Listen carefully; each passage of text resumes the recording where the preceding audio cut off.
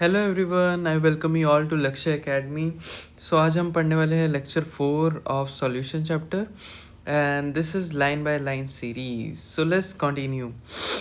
तो सबसे पहले आज हम पढ़ने वाले कि राउल्ट्स लॉ क्या होता है। ये राउल्ट्स लॉ जो है one of the most important topic है, तो हमें ध्यान से पढ़ना है इसको। तो डेफिनेशन क्या है राउल्ट्स लॉ का। राउल्ट्स लॉ की डेफिनेशन ये दे रखी है कि Raoult's law states that for a solution of volatile liquids the partial pressure of each components in the solution is directly proportional to its mole fraction present in solution। क्या कह रहे हैं देखो, ये कहना क्या चाहता है पहले वो समझेंगे आज हम। तो सबसे पहले बना लेते हैं अपना एक कंटेनर। देखो सॉल्यूशन चैप्टर में एक ही चीज़ है, बात बात पे कंटेनर बनाओ और कंसेप्ट को समझ लो। ठीक है, क्या कह रहे हैं कि यहाँ पर हमारे पास है एक सॉल्यूशन ए और हम दूसरा सॉल्यूशन ग्रीन से ले लेते हैं, solution B.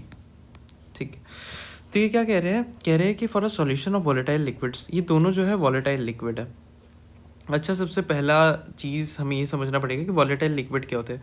A liquid that can be vaporized, एक लिक्विड जिसको हम वेपोराइज कर सकते हैं। मतलब जैसे कि वाटर हो गया, उसको हम वेपोराइज कर सकते हैं ना। उसको आराम से रखो, 100 डिग्री सेल्सियस पे जलाओ, ऐसे वेपर बन जाएंगे, इवेपोरेट हो जाएगा पूरा। ठीक है, तो हमें पता चल गया वोलेटाइल लिक्विड क्या होता है, लिक्विड दैट कैन बी वेपराइज्ड। तो हम आगे पढ़ते हैं कि यहाँ पर क्या लिखा है, states that for a solution of volatile liquids. ये हमने सॉल्यूशन ले लिया है, ये दोनों क्या है, ए और बी हमारा क्या है, यहाँ पर ए और बी क्या है, वोलेटाइल लिक्विड्स है, वोलेटाइल लिक्विड्स। तो the partial pressure of each component of the solution is directly proportional to the mole fraction present in the solution. जो वेपर प्रेशर है ना ए का और बी का, ये डिपेंड करेगा, जो वेपर प्रेशर है जो पी ए है, ठीक है, और पी बी है, ये किस पे डिपेंड करेगा, ये डिपेंड करेगा, मतलब like suppose for P A ले ले तो ये डायरेक्टली प्रोपोर्शनल है किसके, मोल फ्रैक्शन ऑफ ए के, मोल फ्रैक्शन ऑफ ए के इन द सॉल्यूशन। ठीक है, और पी बी का ले ले तो पी बी के केस में कैसा हो रहा है, पी बी के केस में हो रहा है कि ये एक्स पी, मतलब मोल फ्रैक्शन बी के डायरेक्टली प्रोपोर्शनल है। ठीक है, बस इतना का है, ये हमें समझना है। ठीक है, अच्छा, इसका डेरिवेशन क्या निकलता है, मतलब इस फॉर्मूले को हम कैसे डिराइव कर सकते हैं। इस फॉर्मूले को हम ऐसे डिराइव कर सकते हैं कि तो पी टोटल है ना, जो टोटल प्रेशर है वो is equal to mole fraction of component A मान लो या 1 मान लो, component 1 into partial pressure of pure component. मतलब जो प्रेशर अप्लाई करेगा एक प्योर सॉल्वेंट। अगर जैसे कि मान लो ये मेरा पी नॉट का क्या मतलब है, यहाँ पी नॉट का मतलब देखो, हम समझते कैसे। देखो, अगर हम एक में पूरा ऐसे 1 मतलब A1 को हम ए मान लेते हैं, मतलब कुछ भी कहो, 1 मानो या ए, ये सॉल्यूशन ए, इसका नाम है 1 या ए, कुछ भी बोलो। ठीक है, तो इसका जो प्रेशर अप्लाई करेगा ना, ये जो प्रेशर अप्लाई करेगा, इसको हमने कह दिया प्योर फॉर्म में, क्योंकि ये अकेला है इस कंटेनर में, और कोई है मतलब और कोई सॉल्वेंट है इसके साथ नहीं है, तो बस इसको ही हमने कह दिया पी नॉट, ये प्रेशर अप्लाई करेगा। ठीक है, अब पी टू भी क्या है, अब अगर हम यहाँ पर 1 या 2 की जगह ऐसे, 1 या ए की जगह ऐसे ले लें कि कोई कंपोनेंट बी है, तो ये क्या अप्लाई करेगा, ये अप्लाई करेगा पी नॉट बी, है ना, वो पी नॉट ए करेगा, मतलब प्योर सॉल्वेंट में जब वो प्योर फॉर्म में प्रेजेंट है तब वो क्या उसका वेपर प्रेशर है, उसी को कह रहे हैं हम। ठीक है, ये आ गया हमें समझ में। अच्छा, और इसी पी टोटल को हम कैसे लिख सकते हैं, इसी पी टोटल को हम ऐसे लिख सकते हैं कि जो पार्शियल प्रेशर है प्योर फॉर्म में plus P two naught minus P one naught, ये जो है प्योर फॉर्म की बात करते हैं, vapour pressure of pure component. ये रहा पी नॉट क्या है यहाँ पर, vapour pressure of pure component, मतलब प्योर कंपोनेंट में, जैसे हमने बताया प्योर फॉर्म में अगर सिर्फ यहाँ बी प्रेजेंट है तब हम बोलेंगे पी नॉट पी। ठीक है, पी टोटल क्या आ रहा है, जब हम ऐसे कंपोनेंट को मिक्स कर देंगे, ए को मिक्स कर दिया, फिर हमने बी को भी मिक्स कर दिया, तो हमारा कैसे कंपोनेंट बन रहा है, ये हमारा बन रहा है एक सॉल्यूशन बन रहा है। ठीक है, ये हमें समझ आ गया। और राउल्ट्स लॉ हमें समझ आ गया वो क्या कहना चाहता है कि states that for a solution of volatile liquids the partial vapour pressure of each component of solution is directly proportional to the mole fraction. जब भी हमारे पास कोई मिक्स सॉल्यूशन है ऐसे ए और बी का, तो उसमें क्या है कि जो पार्शियल वेपर प्रेशर है, इसका पार्शियल वेपर प्रेशर हो गया ए का, वो डायरेक्टली प्रोपोर्शनल है किसके, ये डायरेक्टली प्रोपोर्शनल है मोल फ्रैक्शन ऑफ ए के। और अगर हम बी का देखेंगे तो वो डायरेक्टली प्रोपोर्शनल है किसके, बी का। बस क्लियर है। अच्छा, अब Dalton's law of partial pressure क्या कहता है? The Dalton's law of partial pressure states that the total pressure over the solution phase in the container will be the sum of the partial pressure of the components of the solution. मतलब जो total pressure है over the solution, let's suppose कि हमने ले लिया ये container, इसके ऊपर जितना भी प्रेशर रहेगा ना, मतलब कंटेनर के ऊपर यहाँ पर लेट्स सपोज कि हमारा कोई सॉल्वेंट है, मतलब मिक्सचर ऑफ सॉल्वेंट है ए और बी का, ए प्लस बी का, ठीक है। तो इसके ऊपर जो भी वेपर प्रेशर रहेगा ना यहाँ पे, ये क्या होगा, ये सम होगा, किसका सम होगा, ये सम होगा किस चीज़ का, sum of the partial pressure of components of the solution. जो ए और बी है ना, उसके पार्शियल प्रेशर का सम होगा क्या, the total pressure over the solution phase. जो सॉल्यूशन फेज है ना, सॉल्यूशन है, इसके ऊपर जो भी पार्शियल प्रेशर है, मतलब जो भी भाप बना है, इसका जो वेपर फॉर्म है, वहाँ पर जो भी हमारा प्रेशर होगा वो सम होगा किसका, पार्शियल प्रेशर ए और बी का, मतलब ए और बी का, ठीक है, जो भी प्रेशर अप्लाइड करेगा, ठीक है, ये समझ में आ गया। चलो अब आगे समझते हैं कि ये जो हमने फार्मूला निकाला है राउल्ट्स लॉ का, ये जो फार्मूला आ गया ना हमारा, इससे हम क्या क्या डिपिक्ट कर सकते हैं। इसका पहला डिपिक्शन तो ये है, the total vapour pressure over the solution can be related to the mole fraction of any one component. हाँ, ये हमने पढ़ लिया कि जो टोटल, जो ये क्या कह रहा है कि जितना भी टोटल वेपर प्रेशर है ना सॉल्यूशन के ऊपर जो भी वेपर प्रेशर है, जितना भी वेपर बना है ना, वो क्या है, वो है मोल फ्रैक्शन। मतलब मोल फ्रैक्शन जो है किसी भी कंपोनेंट का, मतलब ए कंपोनेंट ले लिया ना हमने, ए प्लस बी ले लिया, ठीक है, ये हमारा सॉल्यूशन है। तो अब ऊपर जो भी वेपर प्रेशर है ना, ये टोटल वेपर प्रेशर जो है इस किसी एक के कंपोनेंट के फॉर्म में हम रिप्रेजेंट कर सकते हैं। ये फार्मूला का ही डिपिक्शन है, ये देखो हमने x2 के फॉर्म में कर दिया, 2 के मतलब किसी एक के, पहले हमने दोनों के फॉर्म में किया था ना कि मोल फ्रैक्शन ए पे भी डिपेंड कर रहा है बी पे भी, वही हमने बस क्या कर दिया यहाँ पर फार्मूले को थोड़ा सा इक्वेशन को इनपुट करके हमने इसको एक के फॉर्म में ला दिया कि ठीक है, ऐसे हमने कर दिया। अच्छा, ये हमें आगे है अब समझ में। अच्छा, ये एक कन्फ्यूजन रहेगा कि हमने इसको डिराइव कैसे किया। इसका डेरिवेशन यहाँ लाई करता है, हमने पढ़ा था ना कि all the components is equal to 1, mole fraction of all the component, उसी को हमने किया है। यहाँ पर x1 की जगह हमने क्या कर दिया, हमने x1 की जगह x1 is equal to 1 minus x2 कर दिया, ठीक है। इसको हमने कहाँ पर पुट कर दिया, x1 की वैल्यू पे पुट कर दिया, यहाँ पे ये जो x1 की वैल्यू है ना यहाँ पर पुट कर दिया। जब हम करेंगे आंसर हमारा ये आ जाएगा, ठीक है, बस इतना है, इतना कर लो, हाँ बाकी क्लियर है, ठीक है। अच्छा, नेक्स्ट क्या है, total vapour pressure over the solution varies linearly with the mole fraction of component 2। ये कह रहा है कि जो टोटल वेपर प्रेशर है ना सॉल्यूशन के ऊपर, जितना भी वेपर प्रेशर है वो भी मतलब वो लीनियरली वेरी कर रहा है। अगर हम मोल फ्रैक्शन ऑफ कंपोनेंट 2 बढ़ा रहे हैं तो ये भी बढ़ेगा, तो ऐसे ही मतलब अगर कम कर रहे हैं तो कम करेगा, या फिर जैसा भी सिनेरी होगा हमारा, हम आगे देखेंगे। यहाँ पर हम सिर्फ इस पॉइंट्स को डिस्कस कर रहे हैं। थर्ड पॉइंट हमारा क्या है, depending on the vapour pressure of pure component 1 and 2, total vapour pressure over the solution decreases और increases with the increase of the mole fraction of component 1। ये हम इस ग्राफ के थ्रू समझेंगे, ठीक है। ये ग्राफ बहुत इंपॉर्टेंट है हमारे लिए, ये हमारा पेपर में आ जाता है, बोर्ड्स में आ जाता है डिस्क्राइब करने को, ठीक है। मतलब डिस्क्राइब क्या है, बना के दिखा दो, आपको बस अच्छे से समझना होगा इसको। तो इस ग्राफ को फटाफट समझ लेता हूँ। ये ग्राफ है किसका, vapour pressure versus mole fraction का ग्राफ है, ठीक है।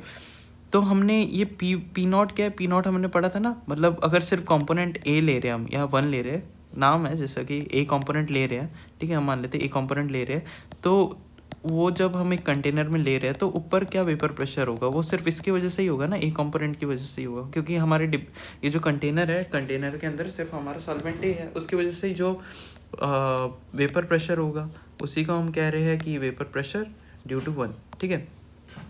जब हमारा, तो यही कह रहे हैं ना, मोल फ्रैक्शन 1 है यहाँ पर, इसका क्या मतलब है, और मोल फ्रैक्शन ऑफ कंपोनेंट 2 जो है वो 0 है। मतलब इस कंटेनर के अंदर सिर्फ क्या प्रेजेंट है, सिर्फ हमारा 1 कंपोनेंट प्रेजेंट है, मतलब कंपोनेंट ए प्रेजेंट है, और बी वाले का मोल फ्रैक्शन 0 है, तो मतलब कोई भी इसका पार्टिकल नहीं प्रेजेंट होगा, है ना। तो इसकी वजह से जो है पार्शियल प्रेशर किसकी वजह से होगा, सिर्फ P1 नॉट की वजह से। सिमिलरली जब हम इस साइड आ जाते हैं, इस राइट वाले साइड, तो हम यहाँ पर देखते हैं कि हम क्या देखते हैं, हम यहाँ पर ये चीज़ देखते हैं कि अब जो है कंपोनेंट ए जो है वो 0 हो गया है, मोल फ्रैक्शन ऑफ कंपोनेंट ए 0 हो गया, बट कंपोनेंट बी प्रेजेंट है। मतलब अब जो हमारा वेपर प्रेशर होगा अबव द कंटेनर, वो किसकी वजह से होगा, ये जो वेपर प्रेशर है किसकी वजह से, कंपोनेंट बी की वजह से। तो यहाँ पर ये दिखा रखा है कि ये जो प्रेशर है ये सिर्फ कंपोनेंट बी की वजह से है, ठीक है, कंपोनेंट बी, ठीक है। अब ये जो बीच में है ना, ये वाला पोर्शन जो है यहाँ पर क्या हो रहा है, हम जैसे जैसे कंपोनेंट ए में थोड़ा थोड़ा बी डाल रहे हैं ना, वैसा वैसा हमारा ग्राफ आ रहा है। ये वो भी बोला था ना कि ये देखो यहाँ पर बोला था ना कि total vapour pressure over the solution varies linearly with the mole fraction of component 2। तो ये रहा, मोल फ्रैक्शन ऑफ कंपोनेंट 2 के साथ डायरेक्टली लीनियरली वेरी कर रहे हैं। जैसे जैसे कंपोनेंट 2 की वैल्यूज़ बढ़ रही है वैसे वैसे कंपोनेंट 1 की वैल्यूज़ कम हो जाएगी, मतलब मोल फ्रैक्शन कम हो जा रहा है, तो वेपर प्रेशर भी वेरी कर रहा है। मतलब अब वेपर प्रेशर ए की वजह से थोड़ा कम, बी की वजह से थोड़ा ज़्यादा, और ज़्यादा बी वैल्यू डाला, मतलब बी का मॉलिक्यूल मतलब सॉल्वेंट डाला तो उसकी वजह से बी की वजह से और बढ़ जाएगा, ए की वजह से और कम हो जाएगा, ठीक है। इतना आगे हमें समझ में, इतना हमें अब क्लियर है। अब यहाँ पर भी यही चीज़ लिखी है, depending on the vapour pressure of component 1 and 2 total vapour pressure over the solution decreases और increases with the increase of the mole fraction of component 1, ठीक है। अब कंपोनेंट 1 की वजह से इंक्रीज भी, अब अगर हम कंपोनेंट 1 डाल दें, मतलब कंपोनेंट ए वापस से ज़्यादा डालने लगे तो ये फिर कम होने लगेगा जो टोटल प्रेशर है, ठीक है। यही डिस्कस है, बस इस ग्राफ को याद रखना है, बाकी we are good to go. Let's begin with further. अच्छा, अब क्या चीज़ देखेंगे, हमने ग्राफ देख लिया यहाँ पर, यह भी हम डिस्कस करने वाले एक बारी, Dalton's law of partial pressure and all that, ठीक है। अब उससे पहले ना हम ये पढ़ लेते हैं कि कॉम्पोजिशन एट वेपर फेस क्या है। अब हमें ये भी तो पढ़ना पड़ेगा कि अगर हम ले रहे हैं सॉल्यूशन ए ले रहे हैं और बी ले रहे हैं, ठीक है, तो वेपर फेस में जो भी वेपर बन रहा है इनका, वोलेटाइल लिक्विड का क्या मतलब है, जो लिक्विड वेपर बना रहे हो तो इनकी वजह से प्रेशर भी अप्लाइड होता है। तो अब ये जो कंटेनर के ऊपर ये जो वेपर बना है हमारा जितना भी, इसका कॉम्पोजिशन पता करना है। भैया हमें बोला है कि कॉम्पोजिशन तो बताओ सर, इसकी कॉम्पोजिशन कैसे पता करेंगे हम, इसका तो पता कर लेंगे मोल फ्रैक्शन से, इसका कैसे पता करेंगे। सो इसका हम ऐसे पता करेंगे कि इस फॉर्मूले से P vapour is equal to y A into P total. अब यहाँ पर क्या चीज़ क्या है मैं आपको अच्छे से बताता हूँ, ठीक है। यहाँ पर ये बताया गया है कि partial pressure of component A at vapour phase. अब हम कंपोनेंट ए और बी है हमारे पास, तो हम ए के बारे में देखते हैं कि ए का कितना वेपर प्रेशर है ऊपर, ठीक है, ए का कितना वेपर प्रेशर है। तो पी वेपर देख रहे हैं हम ए का, तो कैसे देखेंगे, mole fraction at vapour phase. हम क्या देख रहे हैं कि mole fraction at vapour phase क्या है। हम ये देखेंगे कि जो मोल, मतलब पहले लेट्स सपोज कि यहाँ पर एक्स ए था एकदम इनिशियली, फिर हमने देखा 1 घंटे बाद यहाँ पर बचा है कुछ एक्स ए माइनस, कितना हमने मान लिया कुछ एक्स ए, मतलब एक्स ए में से क्या कह सकते हो कि जस्ट सपोज कि एक्स ए मोल फ्रैक्शन कितना था, 2 था इनिशियली, फिर बाद में कैसा हो गया, 1 घंटे बाद, 1 आवर बाद कितना हो गया, यहाँ पर 2 से कितना हो गया, 1 हो गया, 1 हो गया, सिर्फ 1 बाकी है, 1 मोल फ्रैक्शन है एक्स ए का, तो बाकी 1 कहाँ पर गया, ऊपर गया, मतलब वेपर फेज में गया, तो इसी का मोल फ्रैक्शन। तो ये क्या कह रहे हैं, mole fraction at vapour phase, ठीक है। जो वेपर हमारे ऊपर बना है उसमें कितना मोल फ्रैक्शन है ए का। और पी टोटल क्या है, पी टोटल है मतलब जो ये हमारा ए प्लस बी है ना सॉल्वेंट में, ऊपर हमारा जो ये जितना भी वेपर बना है इसका पी टोटल बोल रहे हैं। पी टोटल मतलब ए की वजह से, ए के पार्शियल प्रेशर की वजह से और पी के पार्शियल प्रेशर की वजह से जो सॉल्यूशन के ऊपर टोटल प्रेशर कितना है उसी को कह रहे हैं, ठीक है। आओ ये हमें क्लियर हो गया। अच्छा, और एक चीज़ दे रखी है कि Raoult's law in its general form can be stated for any solution the partial pressure of each volatile components in the solution is directly proportional to its mole fraction।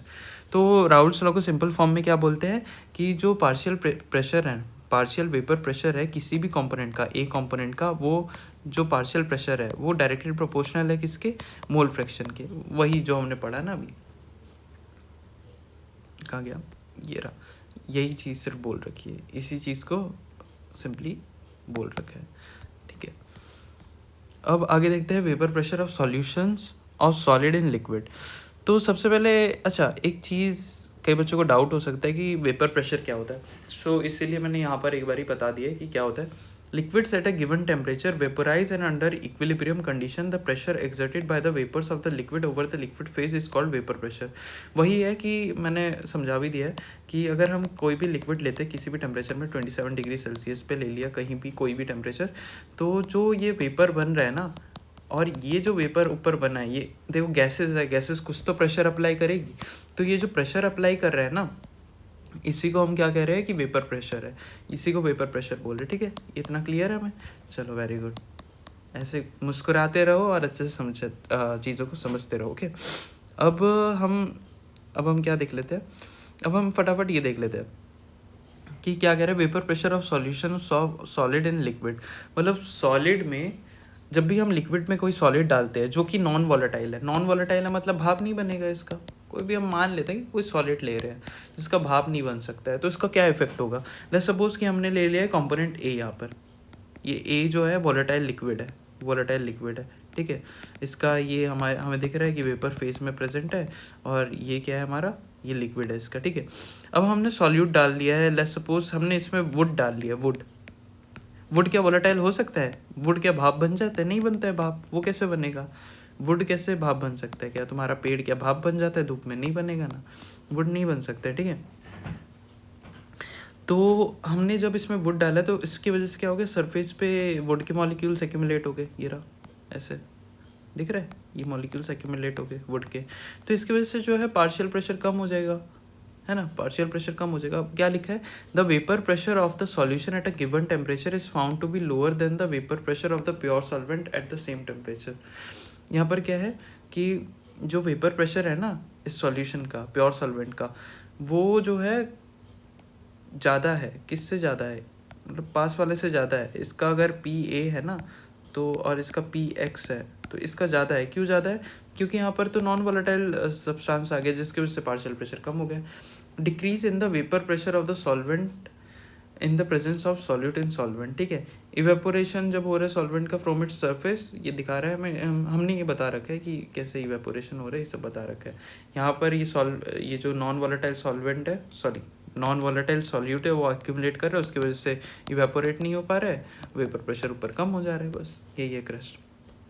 ठीक है, यहाँ नोट क्या दे रखा है, नोट ये important है, ये पढ़ लो, the decrease in the vapour pressure of the solvent depends on the quantity of non volatile solute present in the solution irrespective of its nature. क्या कह रहा है, ले सपोज यहाँ पर सुनता हूँ, यहाँ वुड लिया है, ठीक है, हमने यहाँ पर वुड ले लिया, और दूसरा एग्जांपल क्या है, आयरन रस्ट या पार्टिकल्स ले लिए, ये क्या वोलेटाइल हो जाएंगे? ऐसे क्या तुम उसको छोड़ोगे? नहीं होंगे, नॉन वोलेटाइल सब्सटेंसेस है, नॉन वोलेटाइल है ना, भाप थोड़ी बनेंगे, नॉन वोलेटाइल है। ठीक है, तो हमने क्या किया है, तो ये क्या कहना चाहता है कि जो डिक्रीज़ हुआ है वेपर प्रेशर में, यहाँ पर हमने वुड डाला था, ठीक है, अब अगर हम आयरन डालें ना तब भी ऐसा ही रिजल्ट आएगा, तब भी वेपर प्रेशर कम होगा। तो ये कह रहा है कि decrease in the vapour pressure of the solvent depends on the quantity of non volatile solute. ये डिपेंड करता है क्वान्टिटी पे, ये क्या किस चीज़ पे डिपेंड कर रहा है, एक सेकेंड, ये डिपेंड कर रहा है क्वांटिटी पे डिपेंड कर रहा है, नॉन वोलेटाइल, ये जो नॉन वोलेटाइल सॉल्यूट है ना, इसकी क्वांटिटी पे डिपेंड करेगा, ना कि इस पे इसकी उस पे डिपेंड करेगा कि कौन से टाइप का हमने नॉन वोलेटाइल सॉल्यूट लिया है, इररिस्पेक्टिव ऑफ इट्स नेचर। देखो नेचर के इररिस्पेक्टिव कह रहे हैं, हम वुड ले या आयरन के पार्टिकल्स ले उससे कोई मतलब नहीं है, बट इसको सिर्फ इतना मतलब है कि नॉन वोलेटाइल सब्सटेंस जो ले रहे हैं उसका अमाउंट कितना है, जितना ज़्यादा अमाउंट उतना ज़्यादा डिक्रीज इन वेपर प्रेशर। चलो ये क्लियर है। और फटाफट हम देख लेते हैं कि एनसीईआरटी में क्या कह रखा है, liquid solutions are formed when solvent is a liquid solution कब बनता है, जब सॉल्वेंट हमारा लिक्विड हो। The solute can be, solute कुछ भी हो सकता है, हमने पहले भी पढ़ रखा है इसको लेक्चर 1 में। Solution of gases in liquid have already been discussed, ये वो ही बता रखे हैं। सच सॉल्यूशंस में कंटेन वन और मोर वॉलेटाइल कंपाउंड्स। ठीक है, the liquid solvent is volatile, the solute may और मे नॉट बी वॉलेटाइल। हाँ, जो देखो इसमें क्या है कि vapour pressure of liquid in solution दिख रहे हैं ना, इसमें कैसे टाइप के हो सकते हैं, एक तो ऐसा हो सकता है लिक्विड इन लिक्विड, और एक होता है सॉलिड इन लिक्विड, जैसे कि हमने अभी डिस्कस किया सॉलिड इन लिक्विड। अब लिक्विड तो नॉन वॉलेटाइल, मतलब ये दोनों वॉलेटाइल हो सकते हैं, ठीक है ना, तो वॉलेटाइल केसेस भी है, और ये वाला देखे तो नॉन वॉलेटाइल केस भी है, तो वही कह रहा है कि इफेक्ट देखेंगे हम। ठीक है, अच्छा अब हम सबसे पहले देख लेते हैं vapour pressure of liquid solutions. ठीक है, अब क्या कह रहे हैं, दो वोलेटाइल लिक्विड लिया हमने, किसमें, एक क्लोज्ड वेसल में, both components would evaporate and eventually an equilibrium would be establish between the vapour phase and the liquid phase. सही कह रहे हैं, जो हमारा लिक्विड फेज है, एक तो पहले क्लोज्ड कंटेनर लो, इतना हमने लिक्विड ले लिया, ठीक है, एक ए है और एक बी कंपोनेंट का लिक्विड ले लिया, ठीक है, मिक्सचर है, ठीक है। अब ये जो लिक्विड फेस है, ये कैसा फेस है, लिक्विड फेस, और ऊपर भी कुछ प्रेशर बन रहा होगा ना, वेपर, ये जो भाप बना है इनका वॉलेटाइल लिक्विड की वजह से, इनको हमने क्या कह दिया, वेपर फेज है ये, ठीक है, इसी को वेपर फेज है। आगे समझ में। अच्छा, अब ये जो पी टोटल है, ये जो ऊपर का जो हमने अभी बताया ना, ये बन रहा था जो भी हमारा, ठीक है, ये क्या है, ये इसका जो पी टोटल है, जो टोटल प्रेशर है, ये P1 की वजह से भी है और P2 की वजह से भी, मतलब ए कंपोनेंट की वजह से भी और बी कंपोनेंट की वजह से भी है, ठीक है, ये हमने बता दिया। अब नीचे बस ये इतना हमें बता रखा है, these partial pressures are related to the mole fraction x1 and x2 of component 1 and 2, ठीक है। जो ए और बी कंपोनेंट हमने लिया है ना, ए और बी कंपोनेंट, उन दोनों की वजह से ये जो पार्शियल प्रेशर है ऊपर, इन्हीं की वजह से, मतलब इससे रिलेटेड है, ठीक है।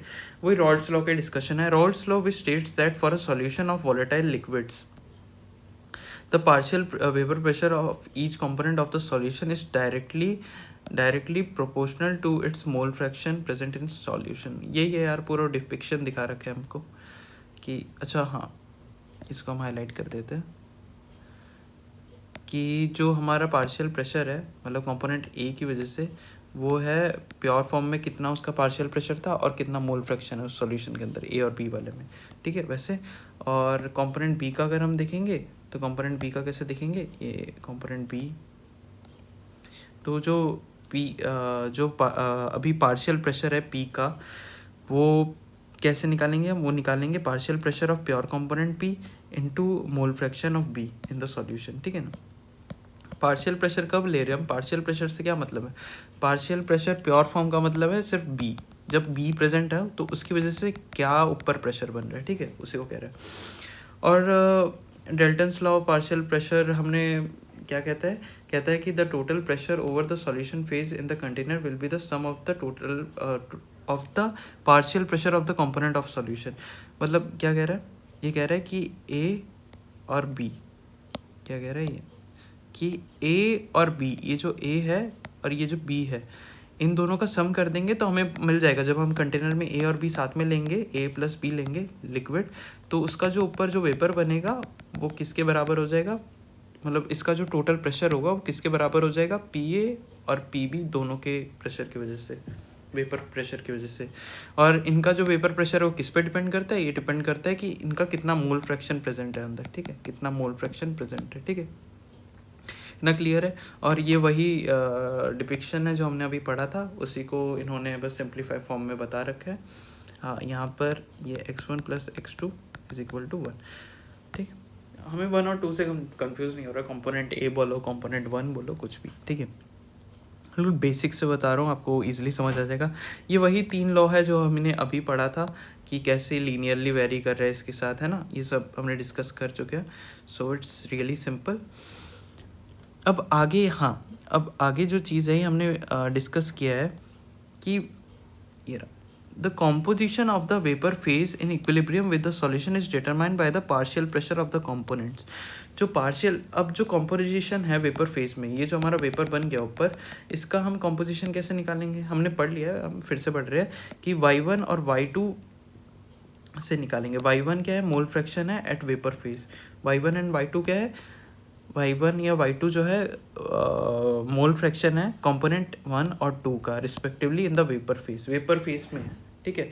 Using Dalton's law of pressure हम फिर से ऐसे कर लेंगे, P1 का इतना है, P टोटल से कर लेंगे, ठीक है, इतना क्लियर है हमें, कैसे करेंगे, P1 मतलब A component, P A is equal to mole fraction of component A at vapour phase into P total, मतलब पी टोटल जो है ऊपर जो वेपर है उसका टोटल पार्शियल प्रेशर कितना है, ठीक है, सॉल्यूशन की वजह से। अच्छा चलो, ये हमें इतना क्लियर हो चुका है। अब हम आगे बढ़ते हैं एग्जांपल के साथ। एग्जांपल में हमें क्या बोल रखा है, vapour pressure of chloroform and dichloromethane are 200 mm Hg and 415 mm Hg respectively. Calculate the vapor pressure of the solution prepared by mixing 25.5 CaCl3 and 40 gram of CH2Cl2 at 298 Kelvin। और second में क्या पूछा है, mole fraction of each component in vapour phase, ठीक है। पहले आप इसको खुद ट्राई करके देखो, फिर मैं बताता हूँ, ओके, कर लिए ट्राई, पॉज करके ट्राई करो, ओके गुड। चलिए अब हम आगे देखते हैं कि इसको कैसे करना है। हम मोलर मास निकाल लेंगे CH2Cl2 का, इस ये आ गया 85 ग्राम पर मोल, और मोलर मास निकाल लेंगे CH3 का, ये आ गया हमारा 119.5 ग्राम पर मोल। ठीक है, अब हम इनके मोल्स निकाल लेंगे। मोल्स कैसे निकालेंगे? मोल्स इनके हम निकाल लेंगे जितना हमें गिवन है। गिवन कितना है? 40 ग्राम गिवन है, 40 ग्राम CH2Cl2, तो हमने इसका मोल निकाल लिया ऐसे। और मोल ऑफ CHCl3 जो है हमारा क्लोरोफॉर्म का है, वो हम कैसे निकालेंगे? वो हम निकालेंगे, हमें क्वेश्चन में गिवन है ये वाली चीज़ कि 25.5 ग्राम हमने लिया है मास। ठीक है, अच्छा अब टोटल नंबर ऑफ मोल्स कितने आ गए? अब हमने हमारे टोटल मोल्स कितने हैं सॉल्यूशन में? वो हो गए 0.47 प्लस 0.213 इज इक्वल टू 0.683। ठीक है, तो अब हम मोल फ्रैक्शन निकाल लेते हैं। ठीक है ना, निकाल लेंगे ना। मोल फ्रैक्शन कैसे निकालते हैं? Mole of component A by में total, sorry, mole of component है, हाँ, मोल ऑफ जो हमारा क्या है, ये डाइक्लोरोमीथेन है। मोल ऑफ डाइक्लोरोमीथेन बाय में क्या कर देंगे? टोटल मोल्स जो भी है सॉल्यूशन के। तो हमने किया, ये आ गया। और दूसरी तरफ हमने क्लोरोफॉर्म का भी निकाला, तो हमारा, हम क्लोरोफॉर्म का कैसे निकाल सकते हैं? XA1 - XB से निकाल सकते हैं। ठीक है, वैसे ही निकाल दिया, इतना कैलकुलेट नहीं करना पड़ेगा। तो हमारा पी टोटल कैसे आ जाएगा? पी टोटल का फॉर्मूला क्या था? पी टोटल का हमारा फॉर्मूला था ये PA0 XA plus PB0 XB। तो हम इससे भी कर सकते हैं, और जो हमारा इसका डेरिवेटिव है, ये जो अभी इक्वेशन लिखा था उसका डेरिवेटिव है, उससे भी कर सकते हैं। ठीक है, वेरी गुड। सो इतना हमें क्लियर है। अब हम आगे देखते हैं। क्वेश्चन 2 में क्या बोल रहा है कि पार्ट 2 में बोल रहा है mole fraction of each component in vapour phase. अब वेपर फेज में भी निकालना है, मतलब वेपर फेज में हम कैसे निकालेंगे? वेपर फेज में हम इस फॉर्मूले से निकालेंगे जो हमने अभी पढ़ा था। कौन सा फार्मूला है? ये वाला फार्मूला, इसी से निकाल देंगे। ठीक है, तो ये कैसे निकालेंगे? PHCH2 मतलब डाइक्लोरोमीथेन जो है हमारा 0.688 इंटू 4.15 mmHg। ये क्या है? ये वाली चीज़ क्या है हमारी? mmHg वाली चीज़, बताओ गेस करो। ये तो हमारा क्या हो जाएगा? ये हमारा मोल फ्रैक्शन है, टोटल जो भी हमारा टोटल मोल्स है, टोटल मोल्स बोल दो, है ना, total moles, total mole fraction 0.688। एक सेकेंड, यहाँ पर हम ऐसे बोल सकते हैं, पेन चेंज करते हैं। PCH2Cl2 का हम कैसे निकालेंगे? हम निकालेंगे सबसे पहले, ये हमारा अभी 0.688 क्या आया? हमारा मोल फ्रैक्शन आया, मतलब ये कंपोनेंट है किसका? मोल फ्रैक्शन है डाइक्लोरोमीथेन का। और साथ में हमने क्या ले रखा है? ये हमने 4.415 क्या है हमारा? 415, ये देखो 415 हमारा ये दे रखा है हमें डाइक्लोरोमीथेन का प्रेशर। ठीक है, तो 415 ये है, तो हमारा ये कितना आ गया? PCH2Cl2 का इतना आ गया। और सिमिलरली इसका भी निकाल लेंगे, PCHCl3 का 62.4। अब क्या करेंगे? अब हम क्या चीज़ बोलेंगे इसमें कि mole fraction at vapour phase कैसे निकालेंगे? मोल फ्रैक्शन ऐसे निकालेंगे कि 285.5 mmHg बाय में 347.9 mmHg से निकाल लेंगे। तो फार्मूला ये वाला ही यूज़ कर रहे हैं हम, ये वाला फार्मूला यूज़ कर रहे हैं। बस इसको क्या कर दिया हमने, इसके y1 को यहीं रखा है, पी टोटल को उस साइड भेज दिया है। जो पी टोटल हमारा आया है ना, उसको हमने दूसरी तरफ भेज दिया है। ठीक है, तो हमारा पी टोटल इसका सम है, इन दोनों को सम कर दो तो हमारा पी टोटल आ जाएगा। ठीक है, ये सम है, और बाय में जितना हमें दे रखा है। ठीक है, 285.5 बाय में 347.9 और 62.4 जो हमारा वेपर प्रेशर है बाय द टोटल प्रेशर, ऐसे करके हम निकाल लेंगे। ठीक है, ये क्लियर है? अच्छा, और एक चीज़ बहुत इम्पॉर्टेंट है कि vapour phase will be always rich in component which is more volatile. जो ज़्यादा वॉलेटाइल होगा, जो चीज़ ज़्यादा वॉलेटाइल होगी, जो चीज़ ज़्यादा वॉलेटाइल होगी वही तो वेपर फेज में प्रेजेंट होगी। जितना ज़्यादा वो वॉलेटाइल होगा उतना ही तो ज़्यादा वेपर बनेगा, और उतना ही ज़्यादा वो कहाँ प्रेजेंट होगा? वेपर फेज में प्रेजेंट होगा। बस इतना है। अच्छा, ये एक चीज़ है कि Raoult's law as a special case of Henry's law. हम क्या करते हैं इसमें? हेनरीज लॉ से इसको कनेक्ट कर देते हैं। कैसे करेंगे? One of the component is too much volatile. कब? जब कोई एक कंपोनेंट बहुत ज़्यादा वॉलेटाइल होगा। ठीक है, according to Raoult's law the vapour pressure of a volatile component is a given solution is P1 P जो भी बोल दो, P A is equal to mole fraction of A into pure form of vapour pressure of pure form of component A, ठीक है। In the solution of gas in a liquid, one of the component is so volatile that it exists as a gas, and we have already seen that its solubility is given by Henry's law. हम कब ले रहे हैं, जब कोई भी liquid ले लेते हैं हम गैस में, मतलब कोई भी, सॉरी उल्टा बोल दिया मैंने, कोई भी हम लिक्विड लेंगे, ठीक है, और साथ में उसका सॉल्यूट क्या है, गैस है, तो हमने देखा है कि ये वाला गैस में एग्जिस्ट कर रहा है, मतलब ये कोई लिक्विड था जो कि बहुत ज़्यादा वॉलेटाइल है कि ये गैस में एग्जिस्ट कर रहा है, और हमने इसी सिचुएशन के लिए हेनरीज लॉ भी निकाला था, और इसी को हमने राउल्ट्स लॉ से भी कनेक्ट कर दिया। तो सिंपल है एकदम, ये हमें क्लियर है, ठीक है। If we compare the Raoult's law and Henry's laws equation, then we can see that the partial pressure of volatile component or gas is directly proportional to its more fraction in solution। मतलब जो solution में है ना, solution में ये क्या कह रहा है, जो partial pressure है volatile component का या gas का, वो डायरेक्टली प्रोपोर्शनल है उसके मोल फ्रैक्शन के, जो भी सॉल्यूशन में, अगर वो कंपोनेंट ए है जिसका, जो कि गैस में एग्जिस्ट कर रहा है, तो उसका जो पार्शियल प्रेशर है वो डायरेक्टली प्रोपोर्शनल है उसके मोल फ्रैक्शन के। बस ये बोली हुई बातें हैं, हमें सिर्फ याद रखनी है, और कोई बड़ी बात नहीं है इसमें, ठीक है। ओके, तो यही है। अब vapour pressure of solutions of solid in liquid में क्या कह रहे हैं कि हमने अभी पढ़ लिया कि लिक्विड हम ले रहे हैं ना, लिक्विड में जब भी हम कोई सॉलिड डालते हैं तो उसको क्या इफेक्ट होता है, उसका पार्शियल प्रेशर कम हो जाता है। Another important class of solutions consist of solids dissolved in liquid. For example, sodium chloride, glucose, urea and cane sugar in water, and iodine and sulfur dissolved in carbon disulfide. Some physical properties of these solution are quite different from those of pure solvents. हाँ, pure solvent से अलग हो गए, क्योंकि अगर ये pure solvent में अगर कार्बन डाइसल्फाइड ऐसे एग्जिस्ट कर रहा था, या फिर हमारा वाटर ऐसे एग्जिस्ट कर रहा था, बट जैसे हमने सोडियम क्लोराइड कुछ भी डाल दिया, ग्लूकोज, यूरिया, तो ये क्या नॉन वोलेटाइल है, तो उसकी वजह से पार्शियल प्रेशर कम हो जाएगा, यही बोला है, ठीक है। और यहाँ पर वेपर प्रेशर का डेफिनेशन दे रखा है, जो कि हमने ऑलरेडी डिस्कस कर लिया, ठीक है।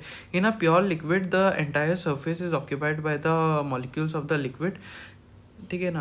प्योर लिक्विड में क्या होता है, सिर्फ ये जो लिक्विड के मॉलिक्यूल्स है वही कवर करते हैं, उसकी वजह से क्या हो जाता है, और ज़्यादा वेपर बनता है। बट अगर कोई नॉन वोलेटाइल सब्सटेंस आ गया, जैसे ग्रीन वाला, तो उसकी वजह से क्या हो जाता है, वेपर प्रेशर हमारा जो है वो डिक्रीज़ हो जाता है, क्या हो जाएगा, डिक्रीज़ हो जाएगा, ठीक है। Vapour pressure of the solution at a given temperature is found to be lower than the vapour pressure of the pure solvent at the same temperature, ठीक है। वही बोला कि अगर कोई वेपर कोई हम इसमें नॉन वोलेटाइल सब्सटेंस डाल रहे हैं, तो वेपर प्रेशर जो है क्या हो जाएगा, बढ़ेगा या कम होगा। नॉन वोलेटाइल डाल रहे हैं तो वेपर प्रेशर कम हो जाएगा, यहीं से देख लिया हमने, ठीक है।